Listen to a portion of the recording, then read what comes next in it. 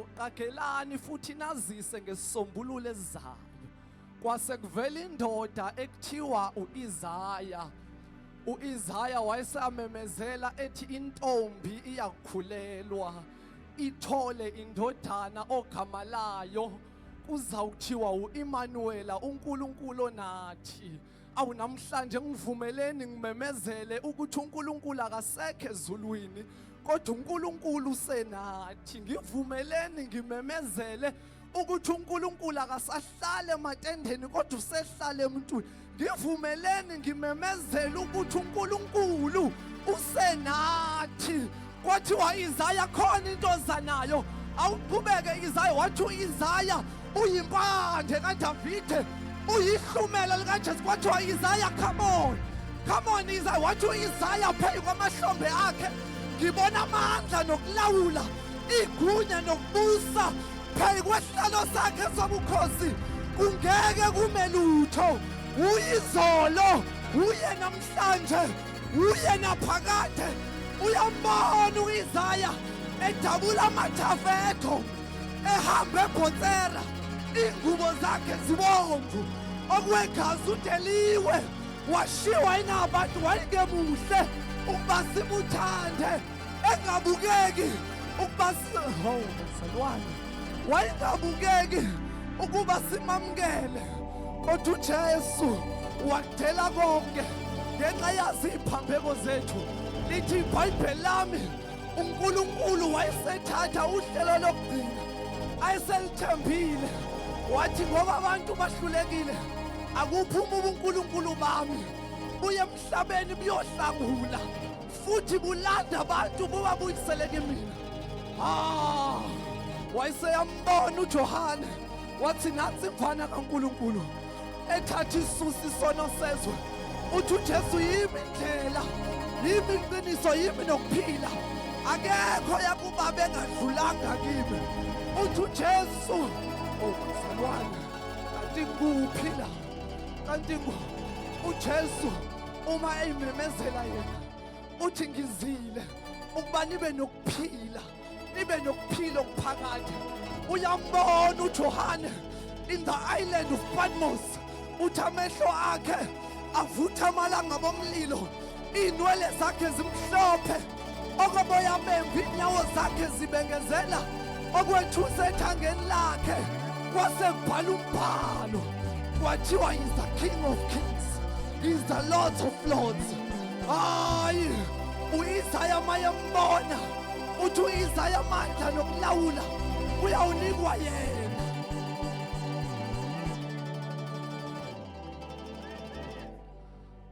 Ngivumeleni ke ngimemezele ukuthi uJesu uyasindisa, uJesu uye ukuphila, uJesu ngamandla, uJesu besezulwini wadela konke weze emhlabeni, wafa akagcina ngethuneni, wehlele eHadesi wayolanda ihluthulelo zokufa. Ngosuku lesithathu wavuka, esevukile bacabanga ukuthi sekuphelile, amadimoni anamanga sizokumemezela. Mfundisi uHlatshwayo ukuthi uJesu uyaphila. Hayi anginawo amandla nesikhathi wokuthi sihambe siye eJerusalema siyobona ithuna eli-empty, kodwa uqalaza uvula amehlo. Nawo amandla aJesu wavuka ekufeni, nawo amandla oJesu wanqoba ukufa, wanqoba ithuna namandla alo. eThekwini ngizokwazisa ngoNkulunkulu onathi, noma seshawa uNkulunkulu nathi, noma sesigula uNkulunkulu nathi, noma sesithukwa uNkulunkulu nathi, noma amandla ephele endleleni uNkulunkulu unathi. Woza kwanele. Ya. Jesus alilodwa igama esizoliphakamisa elikaJesu kuphela. Korabashika phala, ulabashataya, elabashika pha. Ngimfume noJesu ensukwini zokugcina, Izohlala naye zolo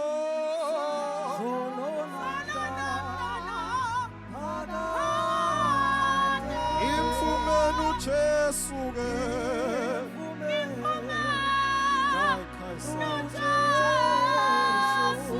Ethukwini zokugcina izohlala naye izohlala naye. Thank you Jesus. Zolo namhla zolo namhla naphakade imfumenu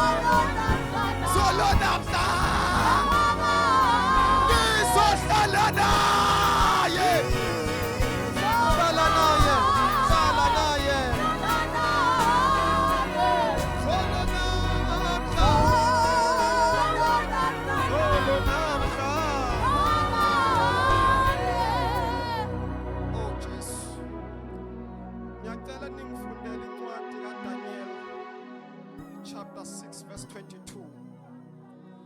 Angithathele ithuba ngibingelele ngelihli igama leKristu Jesu owayisiza impilo yami ukuthula ekhaya. Ngiyacela ningifundele leli verse Daniel 6 chapter 2. Daniel 6 chapter 20 verse 22.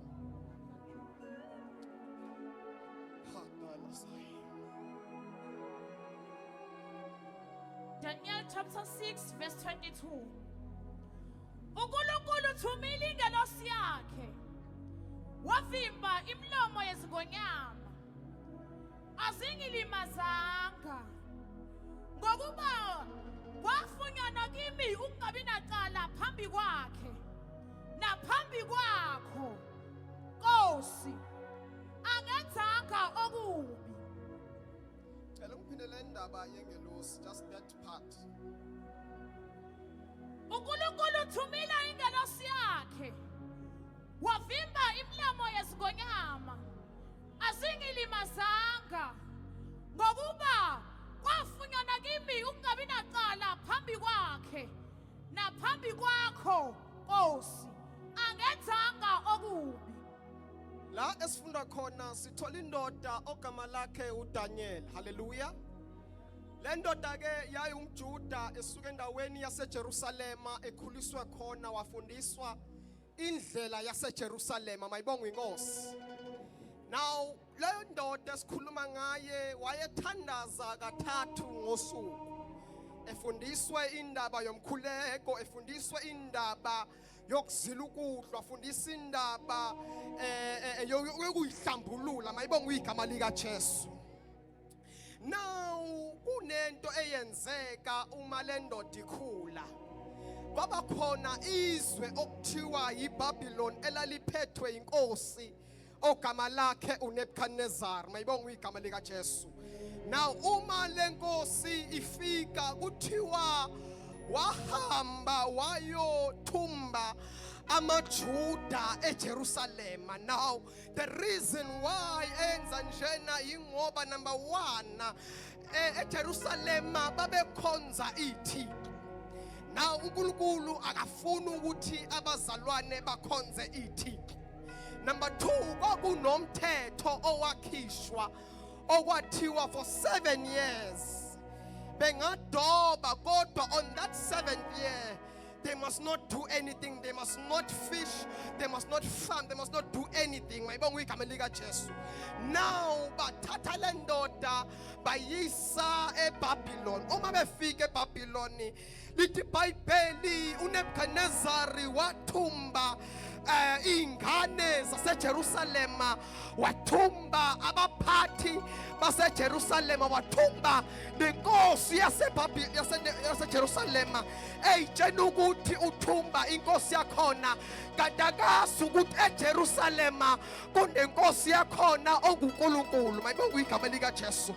Now uma kwenzeka kanjena, lithi iBhayibheli uDanyeli kwathi akafunde indlela yokuthandaza, afunde indlela zaseJerusalema, kodwa lithi iBhayibheli kuthena makunjalo uDanyeli wanqaba ukuphila impilo yaseJerusalema. Mayibonga igama lika Jesu.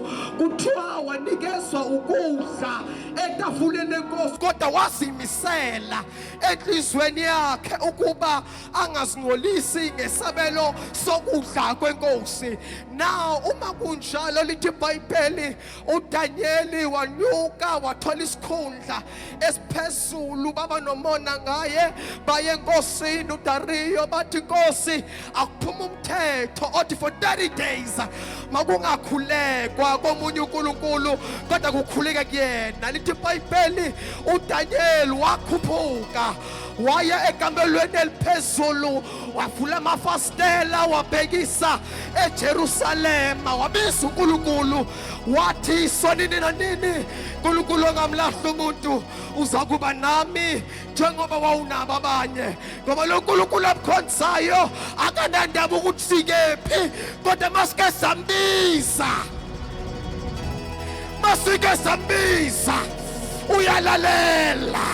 Ithi iBhayibheli indlebe yakhe ayizimi ukuthi singelalele, athi isandla sakhe asifinyisiwe ukuthi singephilise. SinoNkulunkulu ongumpristi omkhulu ofikile, ongamlahla umuntu, ongamtheli umuntu.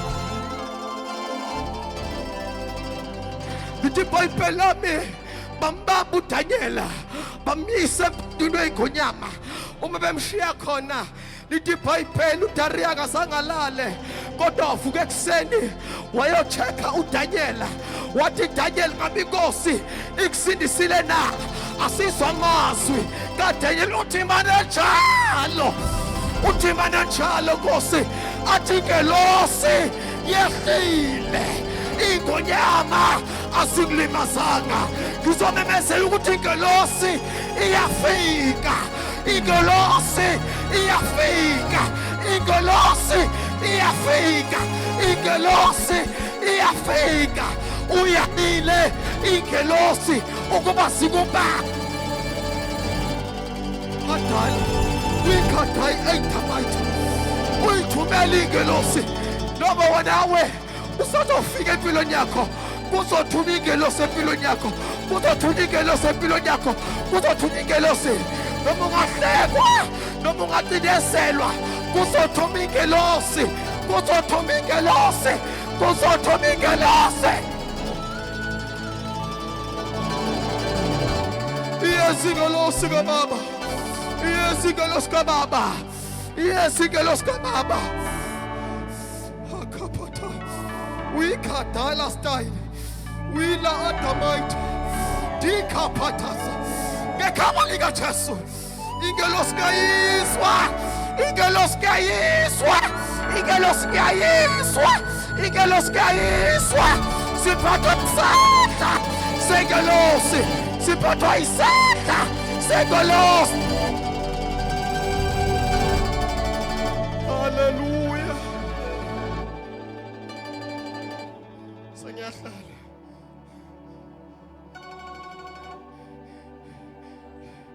Ingelosi iza kulaba abambiza uJehova.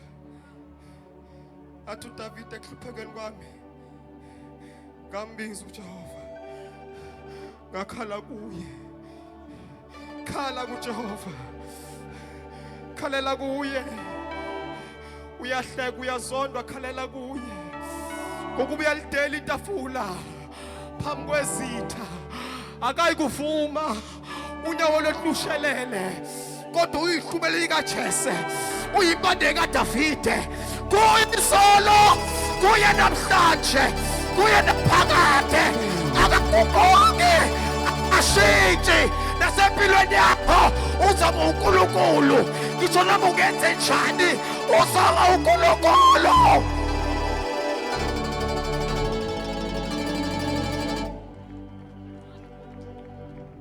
Siyabonga uNkulunkulu ophilayo, siyabonga mdala weinsuku wena okhona konke kungekho konke kuvele ngezwi lakho ngaphandle kwakho akuzange kwavela lutho. Liyadala liyasekela liveza okungekho kube khona. Ngezwi lakho wabiza umhlaba phakathi kwamanzi, umhlaba thomileyo wavela, wabiza ilanga endaweni emnyama ngezwi lakho yavela. Siyakholwa namhlanje ukuthi izwi lakho sanamandla okwenza lokho egameni likaJesu. Hosanna to the highest, Hosanna to the King, Hosanna, Hosanna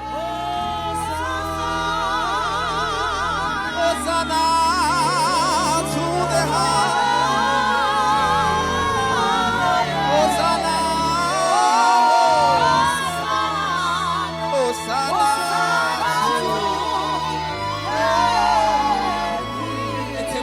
Singing Hosanna, Hosanna, Hosanna to the highest, Hosanna, Hosanna, singing Hosanna,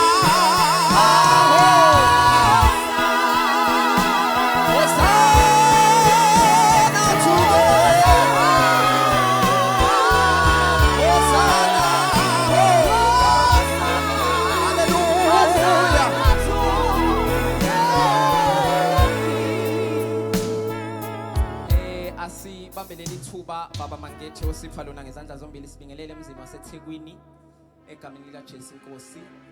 Sicela ubingelela ibandla lonke likaJesu, izinceku zikaNkulunkulu ngingayibali ngamagama ezikhona kule ndawo egameni likaJesu Inkosi. Amen. Siyabingelela obhuti abakhona kule ndawo, sibingelela osisi bonke ibandla lonke likaJesu Inkosi. Amen. Ngiyawucela ngenzile na umusa, ngicela abasekudeni bathu kusondela kancane ngoba kukho indaba engifisa ukubaxoxela yona ezoba u2 minutes, ngeke ngibe mude kakhulu egameni lenkosi. Igama lami ngokwanele ngwakaMadisi Sibongo, ngingumntwana kaNkulunkulu osindisiwe, othethelelwe izono, wahlangana noJesu, wayenzela umusa impilo yami. Sindiswa ngemncane, namhlanje sengithe ukuthi ngufakazi ukuthi uJesu akamlahla umuntu olahla uJesu. Alibonge igama lenkosi. Sasindiswa yilokhu kuthiwa sizowa masikhula, sibona silokhu sikhula, sibona sigakawi. Angazi noma kwenziwa yilento ethi niyoze niguge nibe mpunga, mina Jehova ngiyakunithwala. Ngiyacabanga ukuthi ilelo zwi esimiphekwala. Bazwana sengibingelele nonke ngithi siyanibingelela egameni likaJesu. Haleluya. Ngicela uameni oqashula umuntu odlula ngomgaqo omkhulu lezonweni. Siyanibingelela egameni likaJesu Inkosi. Haleluya. Manje ke ngizoxoxa nayo indaba emfishane. Ngicela ofunda iBhayibheli angisize angixoxise yona. Romans chapter 1 verse 16 kwaba seRoma chapter 1 verse number 16 bese ngihlala phansi. Ngizothula lapha bazalwane bami into engathulelwa yona yayisiza impilo yami. Manje nginokukholwa ukuthi nami umunye umuntu mayengayizwa yoyisiza impilo yakhe. Ngihamba nananga umzalo ongizalayo owangizala kabili enyameni nakumoya. Alibonge igama lenkosi. Usisi ke loya owangifundisa ukuthi Christ is not a concept to be studied, he's a person to be encountered. Wangifundisa into ukuthi uJesu asifundi ngaye, siyahlangana noJesu. Wayesengifundisa ukuthi ke the evidence of an encounter with Christ is a change of a life. fakazi bokuthi umuntu uhlanganile noJesu uguquko lwempilo.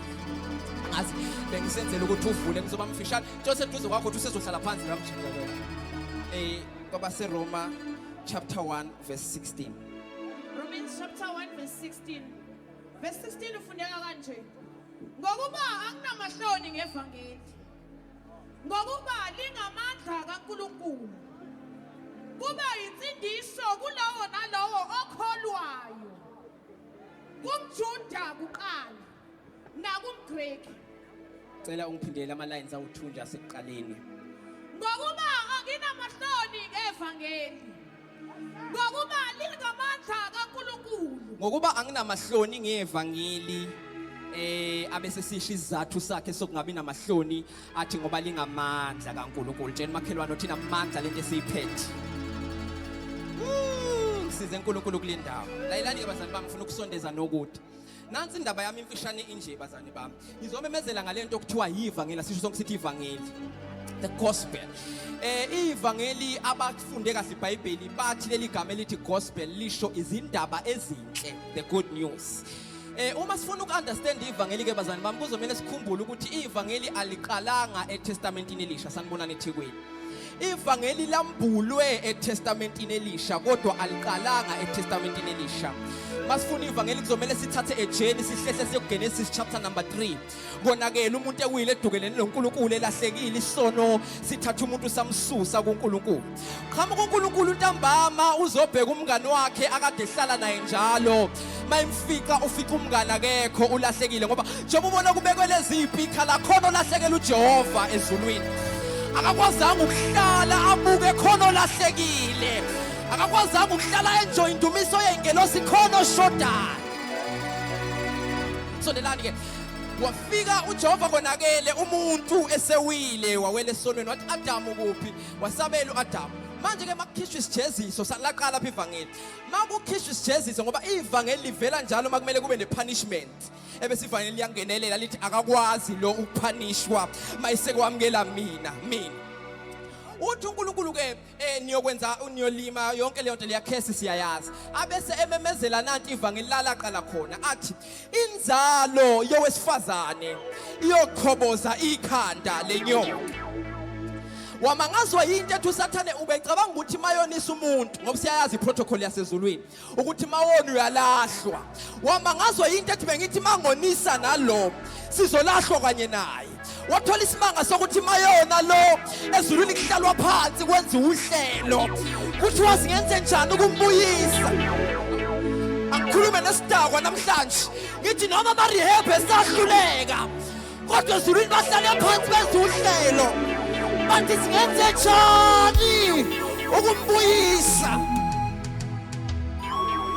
Yini yenza uJehova afuna ukubuyisa umuntu nansi into lithi ngesikhathi emenza waphefumulela umoya wakhe kumuntu. Now uSathane wayingelosi ngesikhathi enziwa ayikho into yathathwa uNkulunkulu yafakwa kuSathane. Manje uNkulunkulu umlahla ngomzimba ongenasiphobo uSathane. Kodwa manje makulahleka umuntu uthi uNkulunkulu kunengxenye yami ehamba nalomuntu. Noma thina singabona isidakwa uNkulunkulu ubona iportion yakhe. Athi noma sezaciswa ihunga waphela emzimbeni kunengxenye uNkulunkulu angitshela umuntu omlapha ngoba kunengxenye uNkulunkulu elapha kuhamba nayo. Manje angamahloni ngevangeli ngoba lingamandla kaNkulunkulu.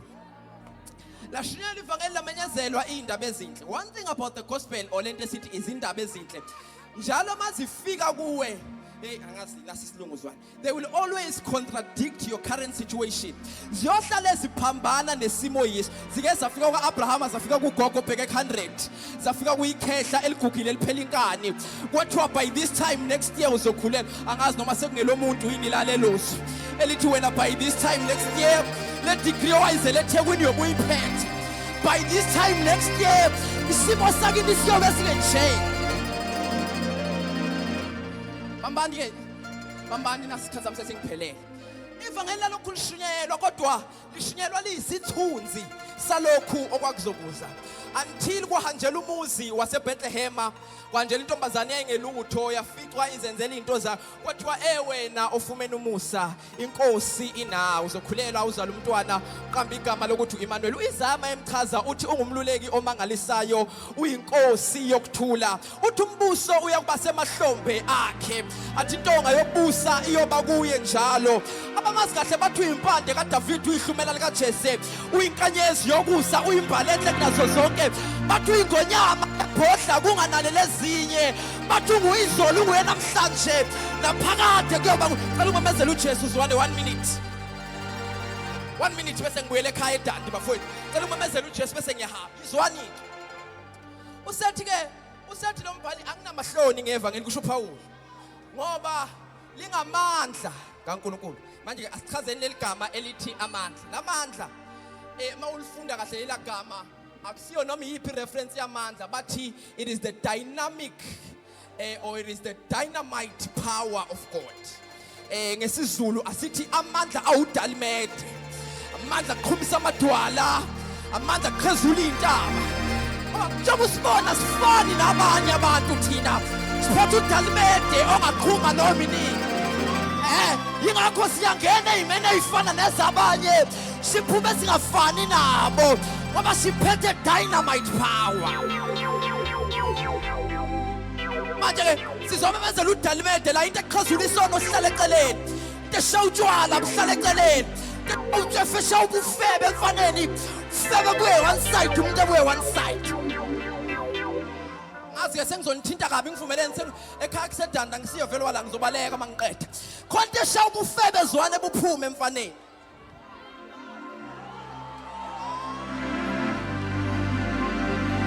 khonto eshawa utshwala niyadako nikhona khonto eshawa utshwala buphume emntweni osindisiwe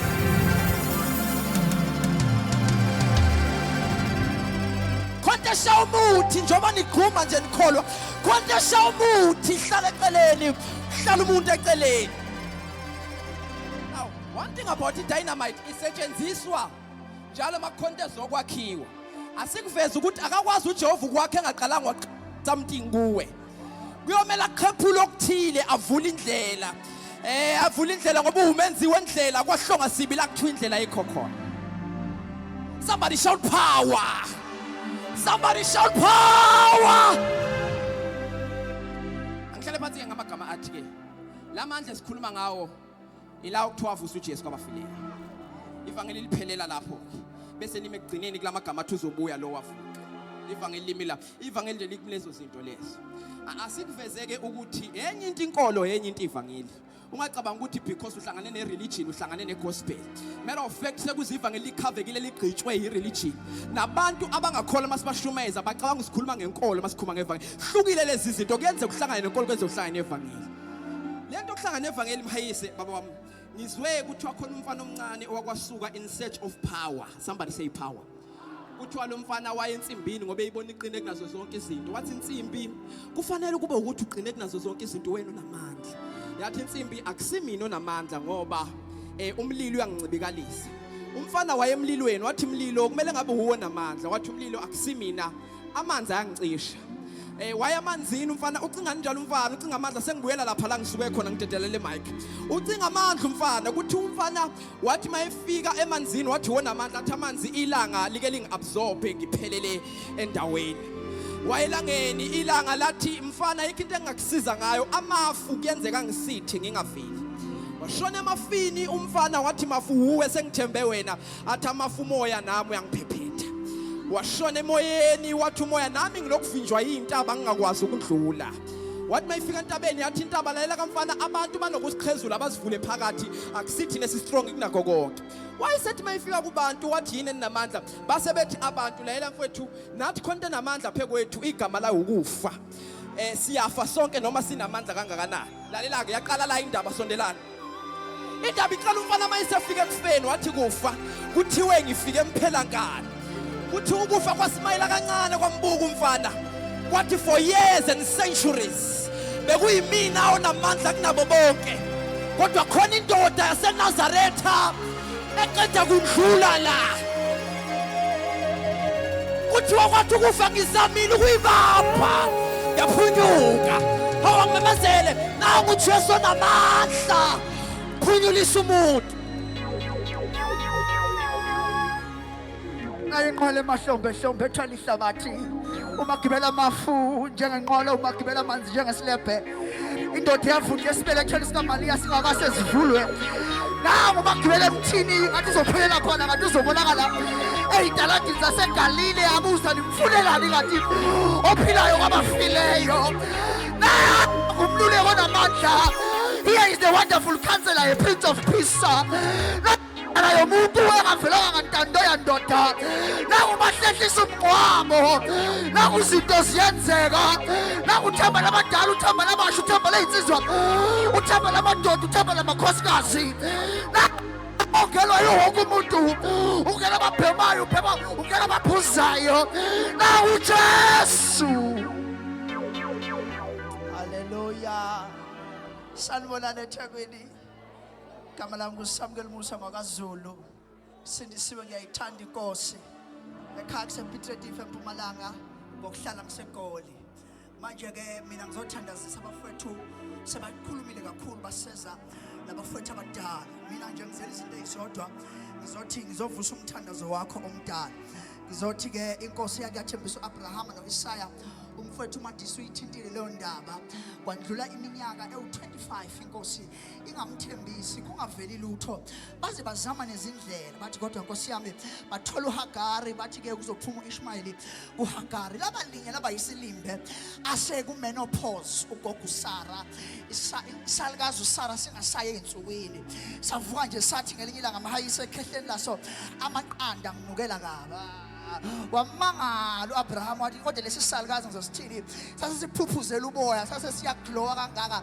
kanti akazi ukuthi isalukazi esidala sihlela amathambo esiswini uJehova besithembisile 25 years ago kodwa ngoba sikhonza uNkulunkulu ongakhohlwa bese ngasathandazi amaBhayibheli sebavalile esontweni sebaya ngokuyohloka kodwa labalinye laba yisilimbe wahalela uJeqe nepeanut butter uSara wathi yini lento oyihalelayo kanti uphethwe ngama cravings isalukazi esidala sagcwala amathambo esiswini sakhulelwa namhlanje ngizovusa imthandazo emdala ngizothi lokho okuphethe usukubiza ngemva lakho akulona iva lakho ukuthi abanye abantwana balela ulele wena ulisana notikolosho wabagogo wakho akulona iva lakho wena ukuthi ushintsha amakhosi usuka la uye la awuqedi namhlanje ngizomemezela uNkulunkulu okhumbula imikhuleko emdala yafika ingelosi kuKhoneliyo yathi Khoneliyo imikhuleko yakho nokwabela wakho abampofu kunyukile kwaba isikhumbuzo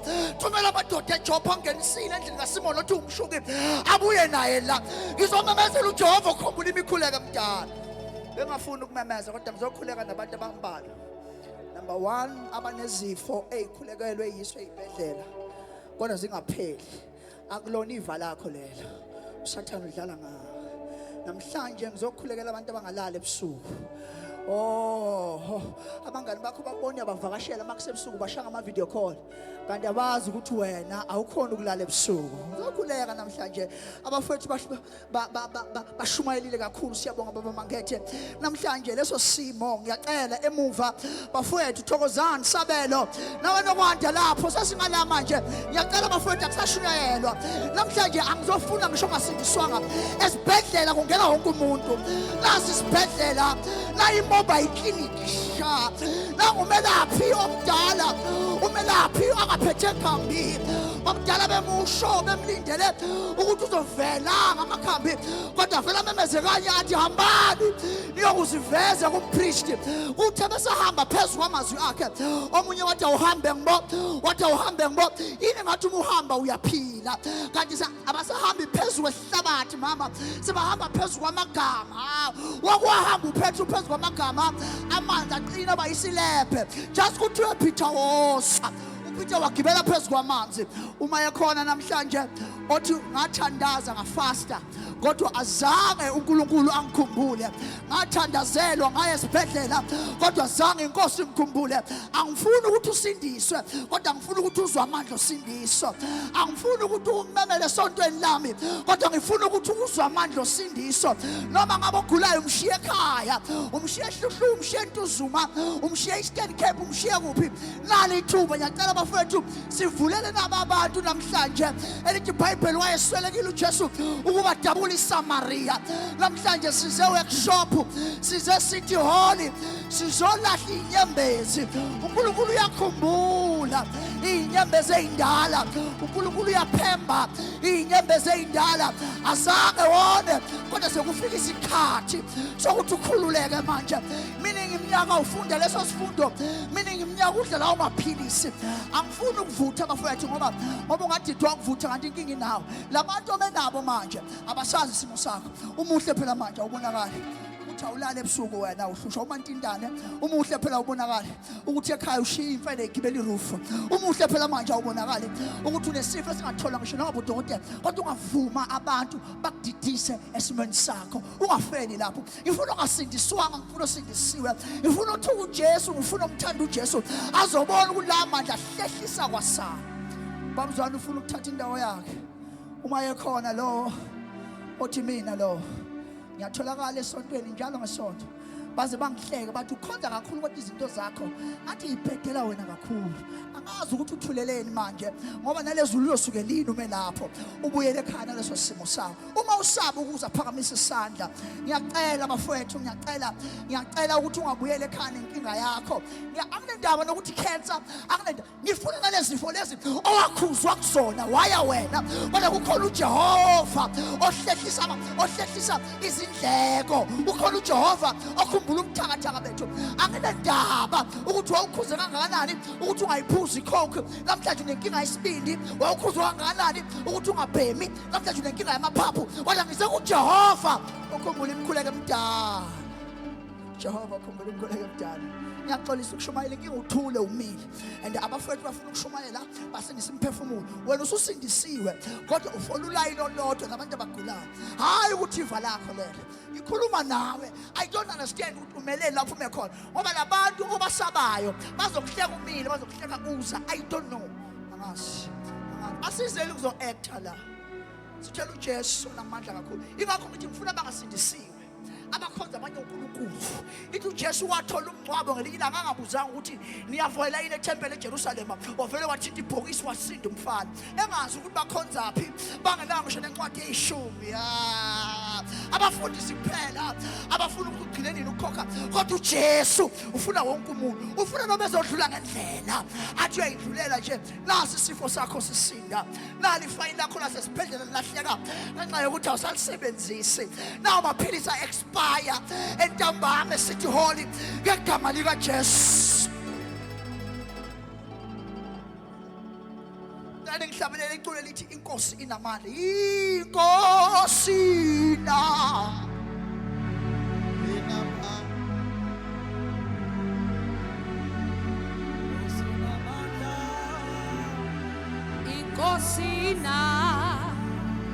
Inamandla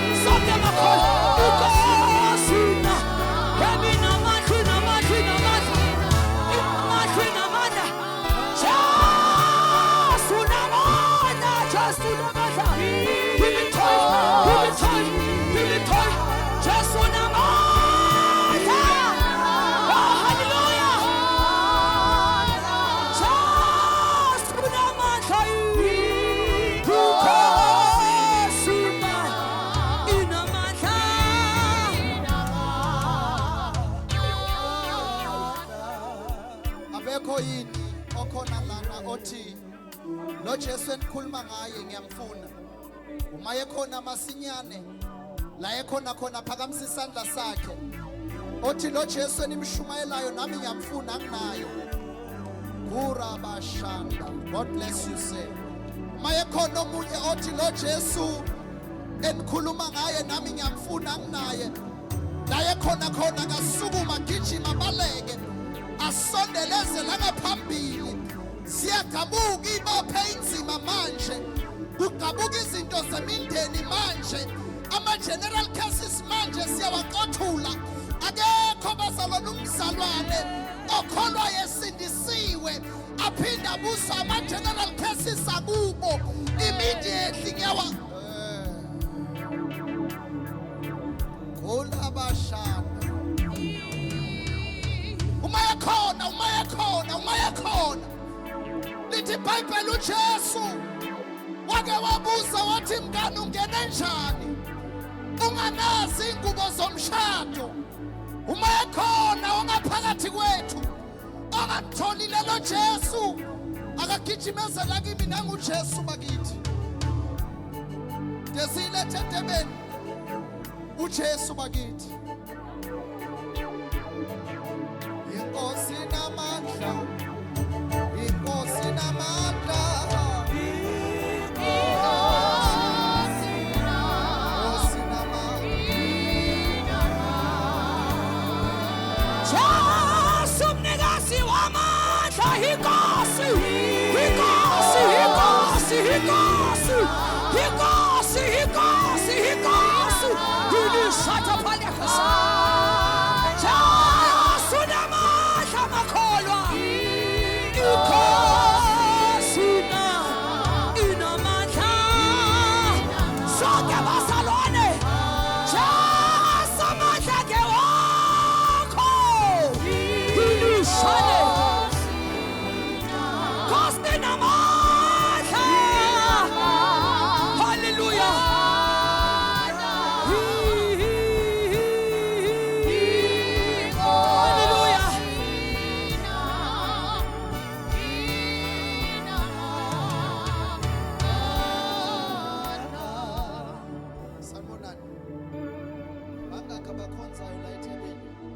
bakhonza nje abanebandla abakholwayo besindisiwe nikhona ninawo amafoni eThekwini khiphana amafoni bazalwana bami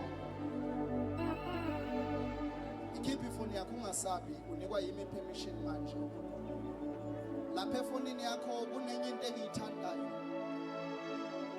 kunenye